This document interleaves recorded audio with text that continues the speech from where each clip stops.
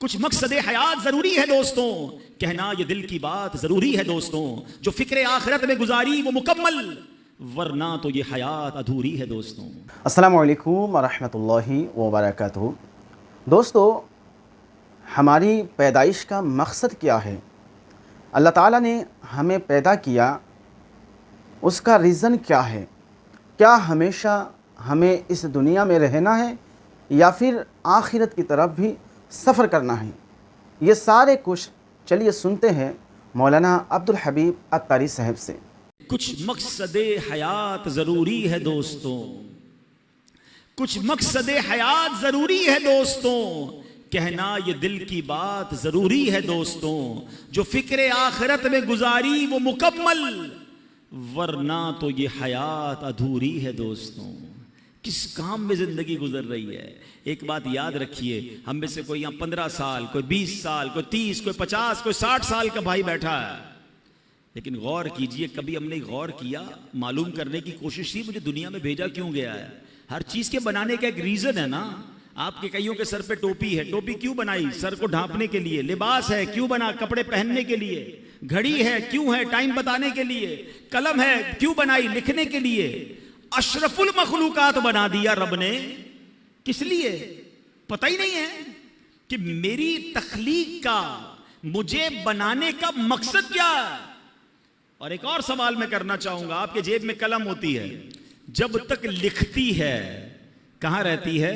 जेब में, सीने के साथ। लिखना बंद कर दे, खत्म कर दे, फिर कहां जाती है? डस्टबिन में। मकसद खत्म हो गया ना, अब इस पेन का हासिल कोई नहीं है। अगर मैं और आप मकसद के मुताबिक जिंदगी नहीं गुजार रहे तो फिर कहां जाएंगे?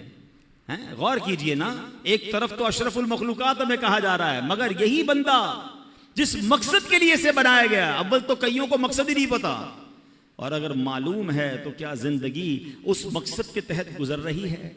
अब मौलाना जलालुद्दीन रूमी बहुत मशहूर सूफी बुजुर्ग हैं, फरमाते हैं अगर तुम्हें बादशाह किसी खास काम के लिए भेजे, हैं, चले आज की जबान में कह दूं कि आपका कोई सेठ है, बॉस है, कहीं आप जॉब करते हैं, ठीक है ना, आपका अफसर है, आपको कहे खास काम है, फला काम करके आओ, आप वो काम करने निकले और रास्ते में बहुत सारे दूसरे काम करने लग जाएं, और पर्टिकुलरली जिस काम के लिए भेजा वो काम ही ना करें, तो बताइए वो बादशाह जो है या वो जो बॉस है, वो आपका अफसर है, वो खुश होगा या नाराज होगा? कि भेजा किस काम के लिए था? आपके सर वो उसको छोड़े बाकी बहुत सारे करके आया हूं। भाई उसके लिए तो भेजा ही नहीं था, जो काम करने भेजा था उधर गए ही नहीं, वो किया ही नहीं। अल्लाह अकबर। अब आओ मैं कुरान की ज़बानी बताता हूं, मैं और आप बनाए किस लिए गए हैं, मुझे और आपको भेजा किस लिए गया है, मकसद हयात क्या है हमारा, मेरा और आपका। रब का कलाम पारा नंबर 22 है, सूरह अहज़ाब। अल्लाह क्या इरशाद फरमाता है, गौर से सुनिएगा। इन्ना अरदनल अमानत अलस समावाति वल अर्दि वल जिबाल फअबैना अन यहमिलनहा व अशफक़ना मिनहा व हमलहल इंसान। आसान तर्जुमा कुरान कंजुल इरफान। अल्लाह फरमाता है बेशक हमने आसमानों और जमीन और पहाड़ों पर अमानत पेश की, अमानत पेश फरमाई, तो उन्होंने इसके उठाने से इनकार किया और इससे डर गए, और इंसान ने इस अमानत को उठा लिया। यानी जरा गौर कीजिए, आसमान, जमीन, पहाड़ कैसी मजबूत और अजीब मखलूकात हैं, उन्होंने जिस अमानत का बोझ ना उठाया वो इंसान ने अपने जिम्मे ले लिया। अच्छा, फिर हुआ क्या कि आसमानों, जमीन, पहाड़ों को वो इज्जत ना मिली जो अल्लाह ने इज्जत इंसान को बख्श दी, क्योंकि इंसान को अशरफुल मखलूकात फरमा दिया गया। लेकिन अब सवाल ये, वो अमानत क्या है जिसको उठाने से पहाड़ ने इनकार कर दिया, जमीन ने इनकार कर दिया, ठीक है, आसमान ने इनकार कर दिया। फरमाया वो अमानत है नमाजें और हर वो काम जिसके करने पर सवाब मिले और ना करने पर गुनाह हो। नहीं करेंगे तो गुनाह होगा, ये वो अमानत है जो इंसान ने अपने जिम्मे ले ली है। और अल्लाह ने फिर इंसान को क्या शरफ दिया, वलकद कर्रमना बनी आदमा, और बेशक हमने औलाद आदम को इज्जत दी। मजीद फरमाते हैं अगर तुम कहो मैं ये एक काम इबादत नहीं करता तो ना सही, और भी तो बहुत से काम करता हूं, याद रख इंसान और कामों के लिए दुनिया में नहीं आया। ये तो ऐसे है, अब जरा गौर कीजिए, उलमा ने बड़ी प्यारी मिसाल दी। किसी के पास कीमती लोहे की अनमोल तलवार हो और शाही खजानों में ही ऐसी तलवार मिलती हो, किसी को वो तलवार मिल जाए और वो कहे जनाब मैं इस तलवार से अब गोश्त काटा करूंगा, छुरी वाला काम मैं उस तलवार से लूं जो करोड़ों रुपए की तलवार हो, मैं फारिग तो नहीं कर रहा ना, इस तलवार को इस्तेमाल तो कर रहा हूं। तो अक्लमंद क्या कहेंगे, ये तलवार इसलिए नहीं बनी, ये काम तो 2, 15, 20, 100 रुपए की छुरी कर सकती है, तुम शाही खजाने की अनमोल तलवार से प्याज काट रहे हो। एक और मिसाल दी उलमा ने कि किसी को सोने की देग मिल जाए, खजाने के अंदर से पहले के जमाने में होती थी, सोने की देग मिल जाए और उस सोने की देग में वो शलजम पकाने लग जाए, हालांकि उस देग के छोटे से टुकड़े से न जाने और कितनी देगे आ जाएंगी। यानी ये जो खजाने होते हैं ये इस तरह के मामूली कामों के इस्तेमाल करने के लिए नहीं होते। उलमा ने एक और मिसाल दी, किसी को बड़ी कीमती तलवार मिले और वो दीवार में उस तलवार को गाड़ ले और उस पर जनाब लोहे टूटे हुए बर्तन लटकाए या अपने कपड़े सुखाए, तो लोग क्या कहेंगे, ये तो कोई छोटी सी लकड़ी लगाकर भी काम हो सकता था, इतनी कीमती तलवार को इसलिए नहीं बनाया गया। अब अगर आप आज के दौर में अगर आप गौर करें कि कोई कीमती हमारी चीज है उसको हम प्रॉपर इस्तेमाल ना करें, फजूल इस्तेमाल करें, तो लोग क्या कहते हैं, यार ये क्या कर रहे हो, ये इस काम के लिए तो चीज नहीं बनी है। अच्छा, दुनिया की चीजों के लिए हमें ये बात समझ आ रही है, मगर गौर कीजिए, मुझे रब ने जिस लिए बनाया है मैं वो नहीं कर रहा हूं और बहुत सारे काम कर रहा हूं, तो फिर बताएं हम अपने मकसद हयात पर हैं या हट चुके हैं। कुरान क्या कहता है, पता है मेरी और आपकी कीमत क्या है। आप कहेंगे यार आप इतनी कीमती तलवारों की और सोने की देग की मिसाल दे रहे हैं, हम तो गरीब से लोग हैं, हमारी कौन सी कीमत है, आपको पता ही नहीं है हमारी और आपकी कीमत क्या है। इसका कीमत भी मेरी और आपकी कुरान इरशाद फरमाता है। सुनो ऐ इंसानों, ऐ मुसलमानों, रब ने क्या शानदार तुम्हारी कीमत फरमाई है।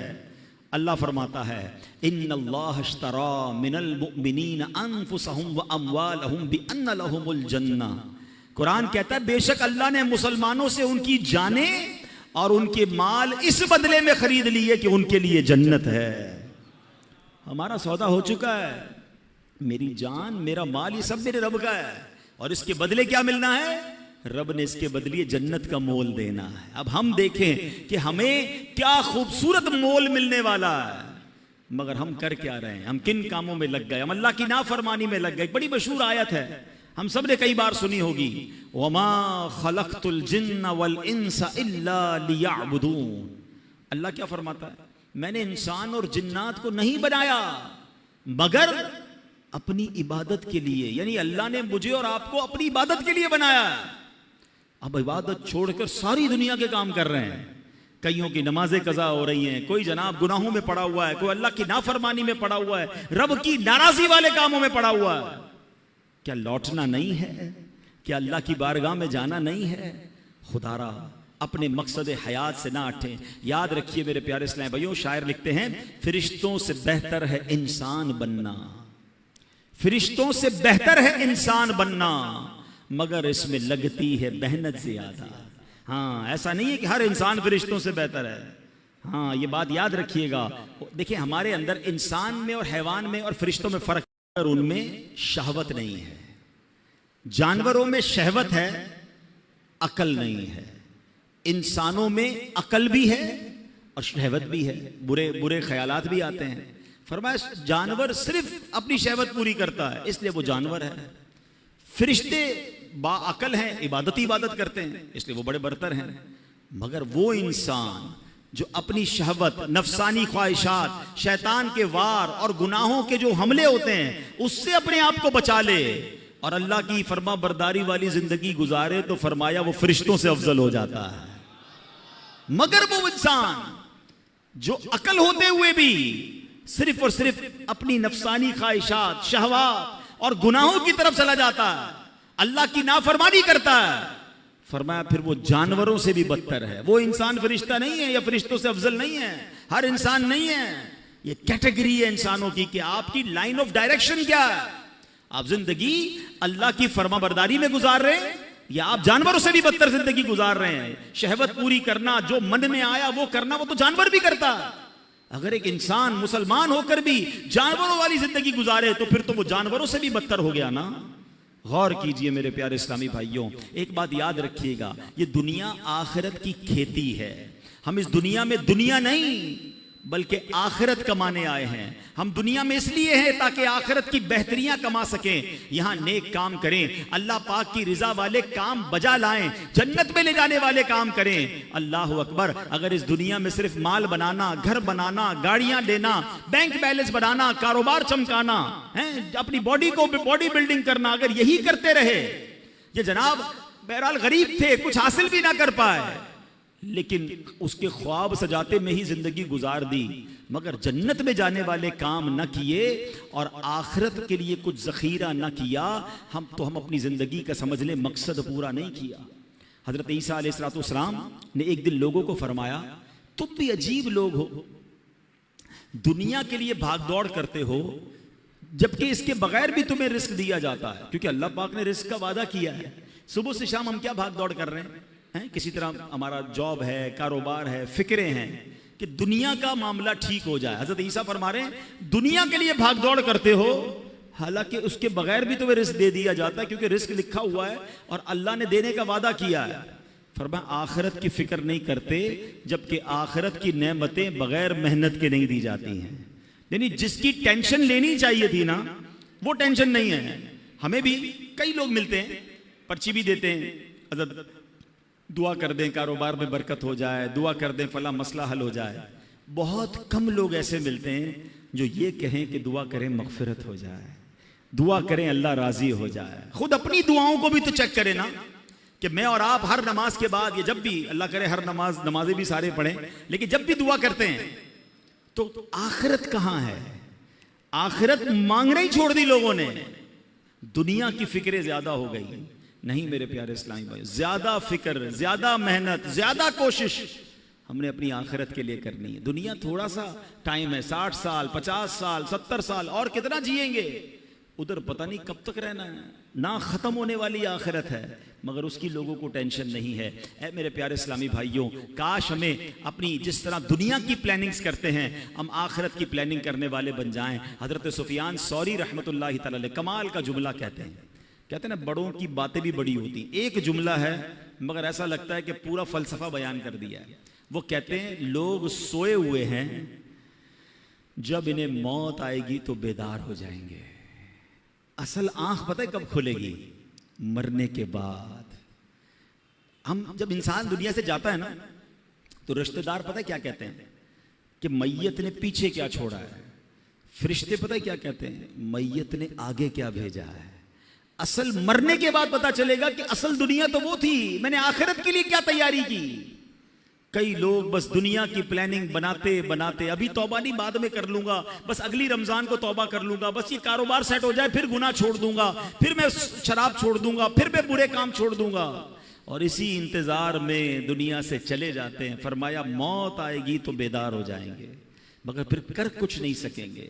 ऐ मेरे प्यारे इस्लामी भाइयों, अल्लाह करीम कुरान मजीद में इरशाद फरमाता है, वब्तगी फीमा आताकल्लाहु दारल आखिरह, और जो माल तुझे अल्लाह ने दिया है उसके जरिए आखिरत का घर तलब कर। कितनी प्यारी बात है, जो कुछ अल्लाह पाक ने अता किया है उससे क्या तलब करना है? आखिरत तलब करनी है। अब अल्लाह ने क्या दिया है? हाथ दिए हैं। इन हाथों से क्या हासिल करना है? आखिरत हासिल करनी है, मगर इन हाथों से गुनाह करके अल्लाह को नाराज कर रहे हैं। अल्लाह ने आंखें दी हैं, इन आंखों से अल्लाह को राजी करके अच्छे काम करके आखिरत तलब करनी है, मगर यही आंखें हराम देखकर अल्लाह को नाराजी वाले काम किए जा रहे हैं। ये कान अल्लाह ने दिए हैं, इन कानों से तिलावत सुनकर, अच्छी बातें सुनकर आखिरत तलब करनी है, मगर इन कानों से हम अल्लाह को नाराज करके, अल्लाह को नाराज करके आखिरत बर्बाद कर रहे हैं। गौर करते जाएं, जो कुछ रब ने दिया, कुरान क्या कह रहा है, जो अल्लाह ने दिया है उससे आखिरत तलब करो, मगर मुझे और आपको जो जो रब ने दिया, चाहे वो दौलत दी, सेहत दी, ताकत दी, औलाद दी, मर्तबा दिया, शोहरत दी, जो कुछ दिया वो रब ने दिया, मगर क्या मैं इससे आखिरत तलब कर रहा हूं या रब ही को नाराज कर रहा हूं? बड़ी अजीब कैफियत है। ऐ मेरे प्यारे इस्लामी भाइयों, हजरत सहल बिन अब्दुल्ला तुस्तरी रहमतुल्लाहि तआला अलैह बहुत बड़े अल्लाह के वली हैं। इनकी आदत करीमा थी, अल्लाह की राह में बहुत खर्च किया करते थे। जो हाथ में आता अल्लाह की राह में दे देते। तो उनके घर वालों को लगा कि ये इतना खर्च करते हैं तो ऐसा ना हो सारे ही खर्च कर दें, कुछ बचे ही ना इनके पास। तो हज़रत अब्दुल्लाह इब्न मुबारक के पास गए कि हुजूर इनको कहें कि इतना खर्च ना करें, गरीब हो जाएंगे, खर्च करें अल्लाह की राह में मगर इतना तो खर्च ना करें। तो तब अब्दुल्लाह इब्न मुबारक ने उनको कहा कि मुझे तुम्हारे घर वालों का पैगाम आया है कि थोड़ा हल्का हाथ रखो, इतना अल्लाह की राह में जो आता है खर्च कर देते हो। तो हज़रत अब्दुल्ला तुस्तरी रहमतुल्लाहि तआला अलैह ने बड़ा कमाल का सवाल किया सहल बिन अब्दुल्ला तुस्तरी ने कि हुजूर एक बात बताएं, एक बंदे का एक मकान हो, उसको छोड़ के दूसरे मकान में उसको शिफ्ट होना हो, तो क्या पिछले मकान में कुछ छोड़ता है वो, ये सारा कुछ निकाल के आगे ले जाता है? तो फरमाया वाकई मकान शिफ्ट करना हो तो पहला मकान तो पूरा ही खाली करके जाता है। कहा हजरत बस मेरा अगले मकान में शिफ्टिंग का टाइम आने वाला है, मेरा आखिरत का सफर करीब है, तो मैं यहाँ क्यों छोड़ के जाऊं हैं? मैं आखिरत के लिए तैयारी कर रहा हूं, मैं अगले मकान को सजा रहा हूं। अब आप भी जरा गौर करें, किसी का किराए का घर हो या अपना घर हो, छोड़ के अगले घर में शिफ्ट होना हो तो एक एक चीज यहां से निकाल के लोग उधर ले जाते हैं। बाज औकात तो वो भी ले जाते जो निकालने का उर्फ नहीं होता, अगला आके परेशान होता है यार पूरा घर ही खाली कर गए, यार ये भी ले जाऊं वो भी ले जाऊं, बस नहीं चलता वरना टाइलें भी निकाल के ले जाएं, हैं मेरा है ना ले जाऊं आगे, क्योंकि रहना आगे है, अब इस घर में नहीं रहना। काश ये बात समझ आ जाए कि इस दुनिया में मुझे रहना नहीं है, मुझे अगली दुनिया में जाना है, मेरा सफर आगे का है, मगर आगे की क्या तैयारी है, अल्लाह करे ये बात समझ आ जाए। इसी तरह का एक वाकया कि किस तरह अक्लमंद लोग अपनी अगले सफर की तैयारी करते हैं, इस वाकये से मजीद समझ आएगा। एक शहर में एक अजीब सा उर्फ था, अजीब सा उसका एक उसूल था कि हर साल वो अपना एक बादशाह चुनते थे, मगर उसका तरीका यह था कि जो पहला दिन साल का होता था, शहर के दरवाजे में जो सबसे पहला बंदा दाखिल होता था अर्ली इन द मॉर्निंग, सुबह सुबह, उसको पकड़ते थे और अपना बादशाह बना देते थे। तो एक अजनबी सा शख्स था, वो उसको पता भी नहीं था, वो शहर में सुबह सुबह दाखिल हुआ, शहर वालों ने पकड़ लिया, मुबारक हो मुबारक हो, उसको हार वगैरह पहनाया, कहा खैरियत तो है, कहा आपको मुबारक हो, आप हमारे बादशाह बन गए। कहा क्यों बादशाह बन गया? का हमारा उसूल है जो साल के पहले दिन सबसे पहले शहर में दाखिल होता है वो बादशाह। कहा अच्छा, तो कितने टाइम के लिए बादशाह? का 1 साल के लिए। वो था बड़ा अकलमंद आदमी, कहता 1 साल के लिए? कहा हाँ। पहले जो मुझसे पहले बादशाह थे वो सारे कहाँ गए? क्या वो 1 साल हुकूमत करते हैं, फिर हम उनको एक जंगल में जाके फेंक के आ जाते हैं, और उस जंगल के अंदर वो भूखा प्यासा मर जाता है, अगर भूखा प्यासा नहीं मरता तो सांप बिच्छू खा जाते हैं। उसने कहा अच्छा। अब उसने बड़ी अकलबंदी की, उसने पहले तो पूरे शहर वालों के काम बड़े अच्छे किए, उनके मसाइल हल किए, और फिर गैर महसूस अंदाज में उसने उस शहर से उस जंगल तक का रोड बनवाया। अच्छा, रोड बन गया तो वहां उसने लोगों को बसाना शुरू किया, आहिस्ता आहिस्ता खाने पीने की दुकानें भी वहां लगा दी। अब जब साल पूरा हुआ तो लोगों को कहा ठीक है भाई मेरा टाइम पूरा हो गया, मुझे भी उसी जंगल में छोड़ के आ जाओ। तो जो शहर के बड़े लोग थे उन्होंने कहा आप बड़े समझदार हैं, आपने उस जंगल बयाबान को भी शहर बना दिया, उधर भी जनाब इतनी रौनक कर दी कि हम आपको उधर भी लेके जाएंगे तो आपको कोई प्रॉब्लम नहीं होगी। हमें ऐसे ही अकलमंद बादशाह की जरूरत थी, अब हम सब ने मिलकर फैसला किया है आप ही हमारे बादशाह रहेंगे।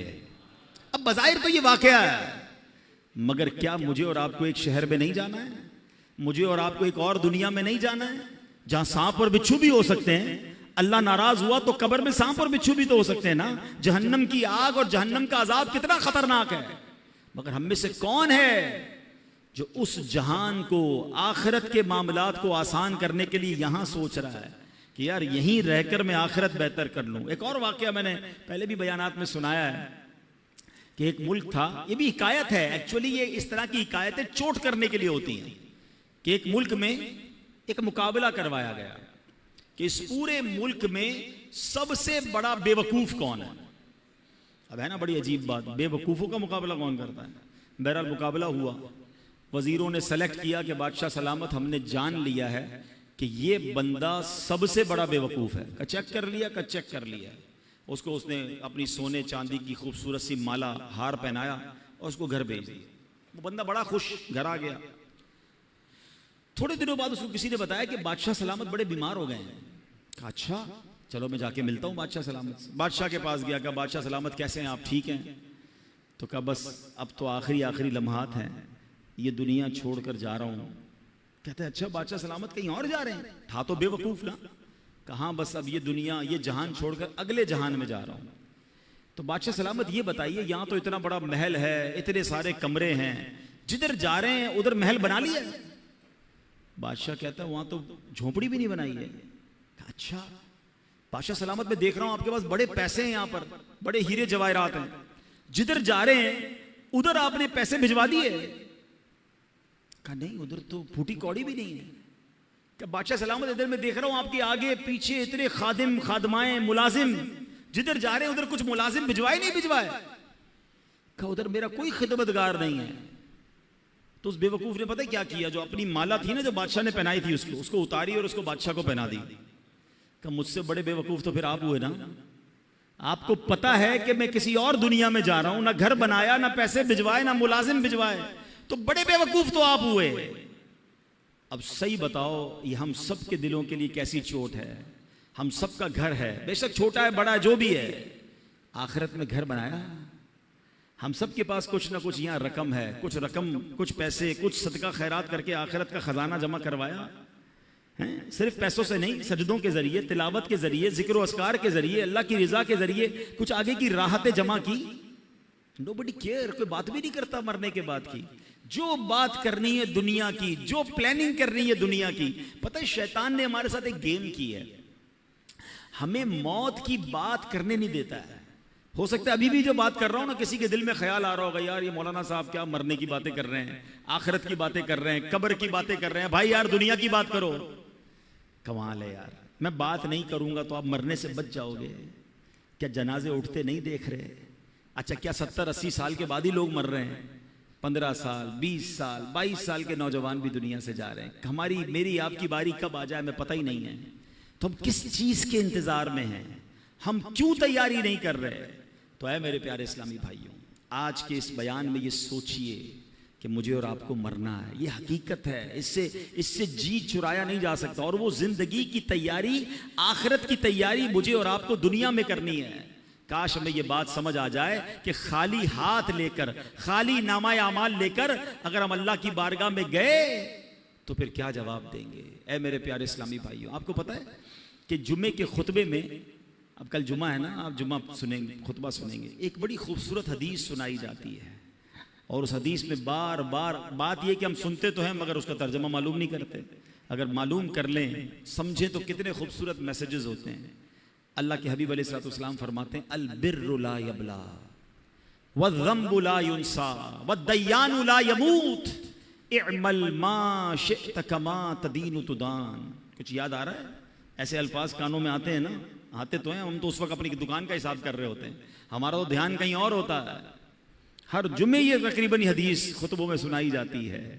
क्या कमाल की हदीस है। अल बिर्रु ला यबला, नेकी पुरानी नहीं होती, वज़्ज़म्बु ला युनसा, गुनाह भुलाया नहीं जाता, वद्दय्यानु ला यमूत, जिस रब ने इंसाफ कर रहा है उसको मौत नहीं आनी।